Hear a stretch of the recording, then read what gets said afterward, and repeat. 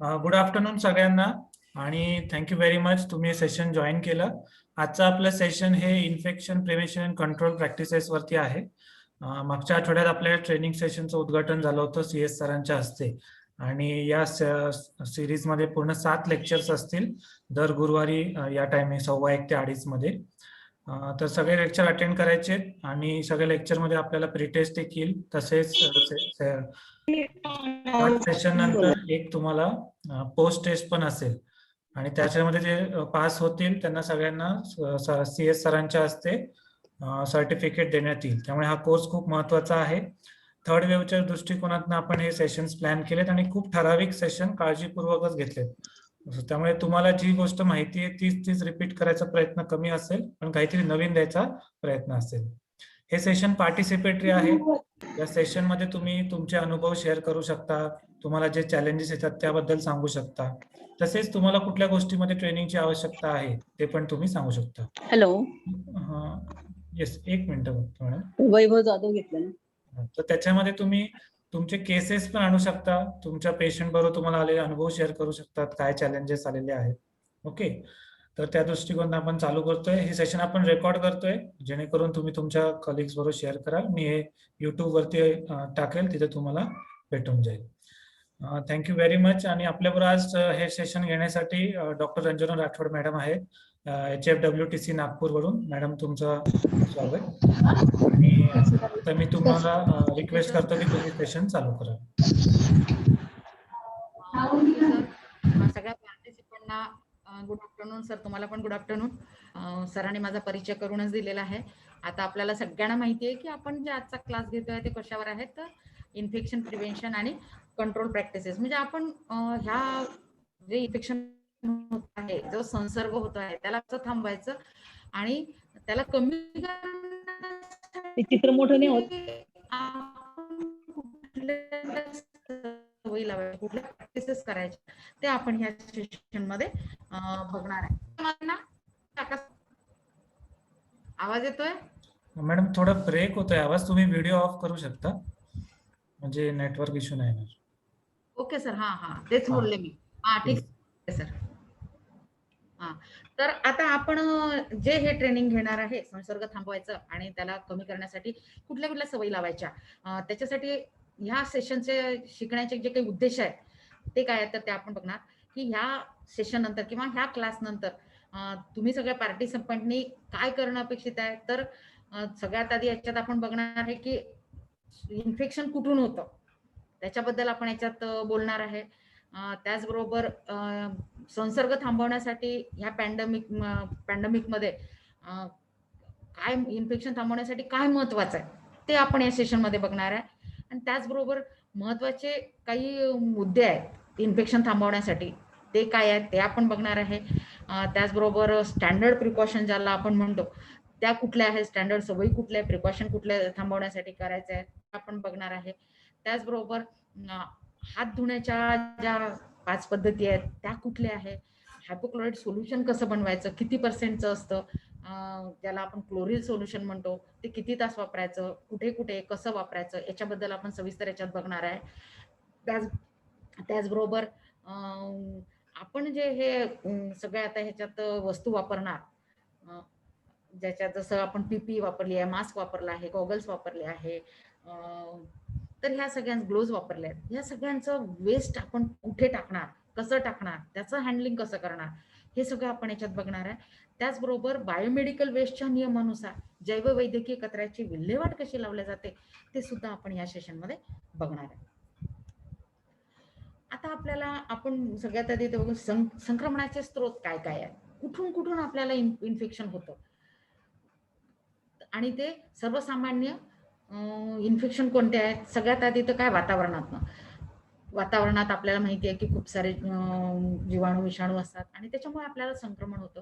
त्याचबरोबर रक्त आहे, आपल्या शरीरातील बॉडी फ्लुइड आहे, त्याला आपण म्हणू की व्हजायनल फ्लुइड आहे, सेमेनल फ्लुइड आहे, त्याचबरोबर एम्नियोटिक फ्लुइड आहे आणि शरीरातलं असायटिस असेल ते टॅप केलेलं फ्लुइड असेल, किंवा आपल्या तोंडातलं एक्सक्रिशन थुंकीतलं, त्याचबरोबर प्लासेंटा, डिलिव्हरी झाल्यानंतर जो प्लासेंटा आहे तो जर कंटामिनेटेड असेल, मग आपण जे इन्स्ट्रुमेंट वापरतो, जे अवजारे वापरतो, ती कंटामिनेट वापरल्यानंतर तिचं आपण जर प्रॉपर डिस्पोजल किंवा परत वापरण्याच्या वस्तू त्याचं प्रॉपर स्टरलायझेशन क्लिनिंग नाही केलं तर मग आपल्याला तिथून इन्फेक्शन होऊ शकतं. ते आपल्याला सगळ्यांना माहितीच आहे.